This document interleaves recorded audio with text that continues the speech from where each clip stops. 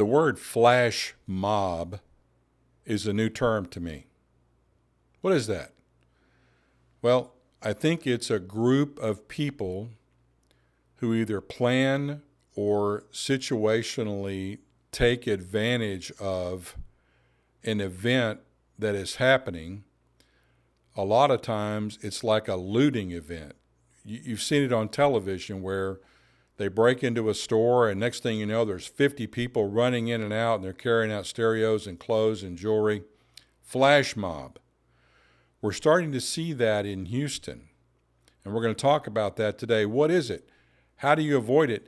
And if you're the business, what should you do to prevent it and protect your customers and your property? Thanks for joining us on the SAFESECURE 360 podcast.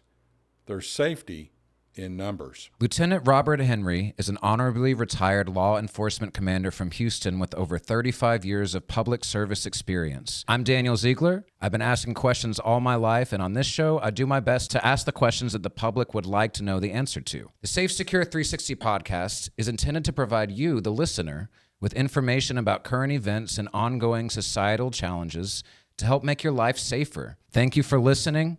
This is the SAFESECURE 360 podcast. There is safety in numbers. Robert, thanks for sitting down with us today. Today we are talking about the flash mob idea that is burglarizing this one retail chain. Their stores have been burglarized 51 times in the last 6 months in Houston. Just this weekend, on Thursday or Friday, there was a big news story. All the news outlets in Houston ran the story. And then yesterday, the weekend after that, $55,000 was stolen from the city center location. People know that they are being seen stealing huge amounts of merchandise from these stores, and they keep doing it.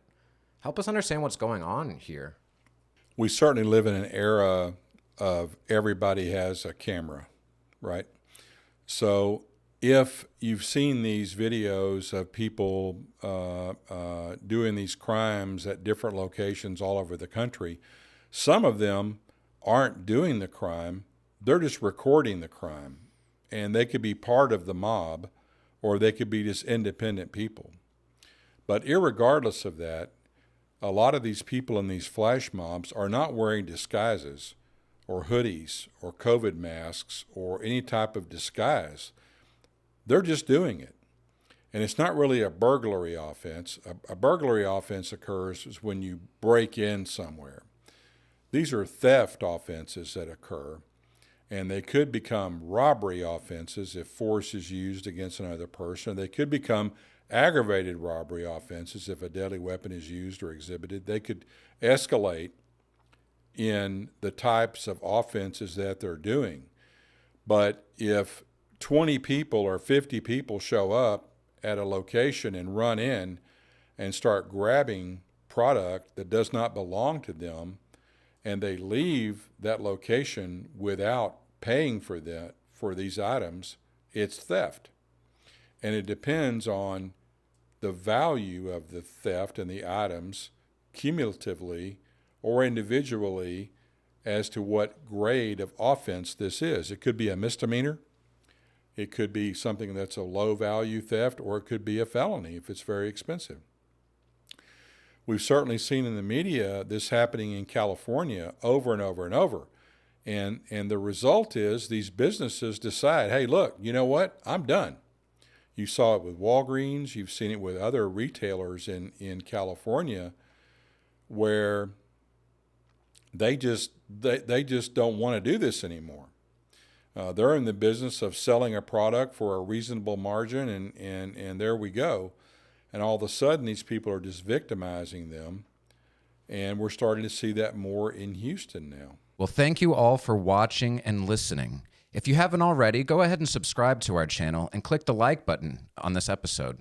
This will keep you up to date with what we're up to, and it will help our channel grow and reach new people. Like we always say, there is safety in numbers. When we say flash mob, it kind of takes, like, that's kind of a silly name.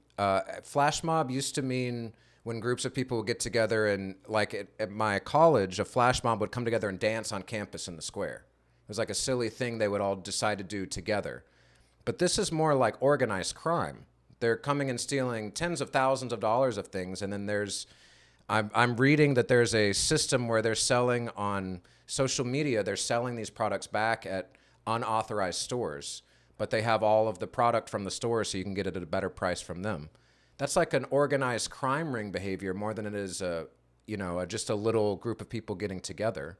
How do organized crime groups like that work, and how do they usually get stopped in the end? The result in the end is the same. The product's stolen, the product's gone, perhaps for resale or perhaps for personal use. Organized retail crime, ORC, is a real deal. It is a more sophisticated, planned out, equipped by professional thieves who target a lot of retail locations, and they'll go in and put, some of our clients have had this happen, they'll go in and put 25 cans of baby formula in a basket and run out of the store. Or they'll buy alcohol, one bottle, and then they'll have 3 or 4 more bottles they'll take and steal and run away with them and then resell them. So the premise of organized retail crime is to obtain the product through theft and then sell the product again for a reduced price for profit. If you're a company that's getting targeted repeatedly, what might some good actions you could take? This company has started to hire security. And in fact, there was an incident yesterday where a group of these robbers broke a window to get into a location, but a security guard caught them and they ran away. So it sounds like that's a step towards helping. What are some other, uniform security might be one idea, but what other ideas could they develop and execute that would help them protect themselves from this? Take a look around. Every time you go to Walgreens or H-E-B and you want toothpaste or you want razor blades, you have to call someone because they're all locked up. It didn't used to be that way, but those are countermeasures that these retailers are taking because they've just had a tremendous loss of product. So that's one step that they're taking. Retailers are more and more utilizing private security to have a physical presence there in the store to deter this type of crime. What you were describing is a burglary. If they tried to break into a business, it's a burglary. They're trying to break in to ultimately achieve another offense, theft. So I think that these retailers, it's just a tough thing. And a lot of people just buy online because they don't want to go through all this. They don't want to risk that encounter. So I think that retailers are more and more using cameras, access controls. They're using proximity readers that let you know if you have a secreted item and you go past the point of no return. They're desperate to find a solution to this because they want to stay in business and make a small margin on what they sell. But it's very tough to do. SAFESECURE 360. We are a security consulting group located in the Woodlands, Texas. We assist our multiple clients by reducing the risk, loss, and reputation impact. We also do full security assessments on their facilities, large churches, large private schools in Texas, and we want to help you. Take a look at our website, safesecure360.com.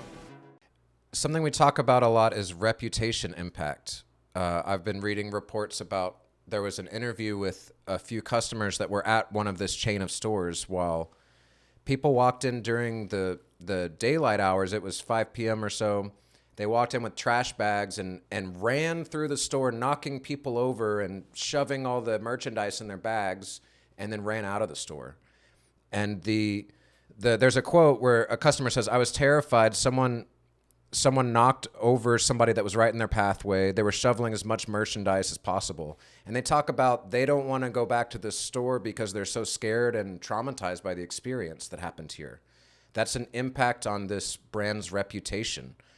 What can a brand, when something like this is happening to a store, what can they do to start to recover the reputation impact and to recover their reputation and start to build it back up again? In our company, we serve our clients by really three things. We reduce risk, we reduce loss, and we reduce or recover reputation impact.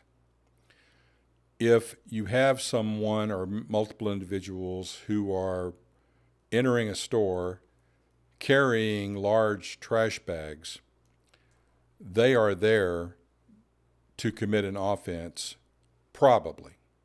They're not just dropping in with that trash bag. So when they do that, it is immediately necessary, if you have on-site security, to alert them. If there's on-site security in the parking lot, if it's a strip center or a mall, to alert them. It's also incredibly important that you call 911 and say, look, we're being attacked. We're being robbed by multiple people. Sure, you're going to have a camera that watches all this, and we'll watch it tonight on the news. But what does that do for you when you've lost 50 pairs of jeans or more? So I think that that it's important for reputation purposes. I may not want to shop at that store after I watch this news article about this, because I may wonder, are they going to come in right now? Or are the store employees going to treat me differently or watch me really close or assume that I'm going to steal something? I don't want that. And I certainly don't want to be there when people come in like a flash mob would. So guess what? I can get the same product, maybe at a good, same or better price, delivered tonight or tomorrow. It's incredible how fast they deliver. I'm going to go online. I'm not going to take that risk and expose myself to that. And that is a big deal. Now, when they were stealing the jeans or items from the store, it's theft. The value aggregates to whatever the number is. That's how the penalty is applied.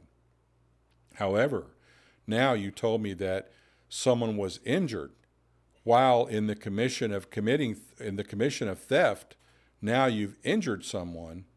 It changes now to possibly being charged with robbery, because force was used in the commission of the theft offense that resulted in the injury or purported injury to another person. So it's worse. So now it's not just about the item. It's about, if you try to stop me or in my way during this criminal organized enterprise that I'm engaging in, you're going to get hurt. That certainly sets a message that the criminals are there to do some damage. I think it's interesting that you're delineating between theft, burglary, and robbery. Theft meaning that somebody's stealing something. Burglary is where they break in. And then robbery is a person's crime, where they're injuring a person in the pursuit of stealing something from them. Is the reason that there's those three different words, are they all criminally, if you're arrested for each of them, are you tried differently? Is that why there's different delineations between those? Property crimes, let me give you an example. Start off with a major offense and then have lesser included offenses in the same category of crime. Let me start off with aggravated robbery.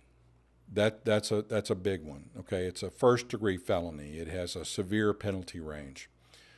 Aggravated robbery occurs when you use or exhibit or threaten to use a deadly weapon in the commission of an offense, which is robbery, a lesser included offense, or theft, a lesser included offense, or criminal trespass, another lesser included offense. Then you use or exhibit or threaten to use. If if I put my hand inside my coat pocket and say, look, here's the deal. Give me all the money. This is a stick up. You don't know if I have a gun in my coat, do you? You don't know. You don't know if it's loaded.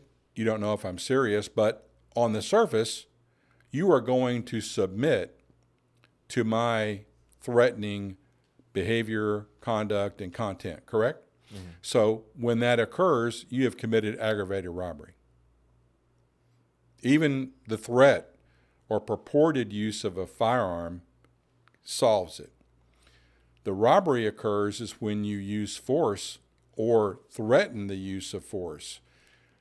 And like you said, they're running away. This person's in your way. They maybe tried to stop you. You push them out of the way. Robbery. Now, let's say there's another type. It's a lesser included offense also. It's a serious one. It's called theft from a person.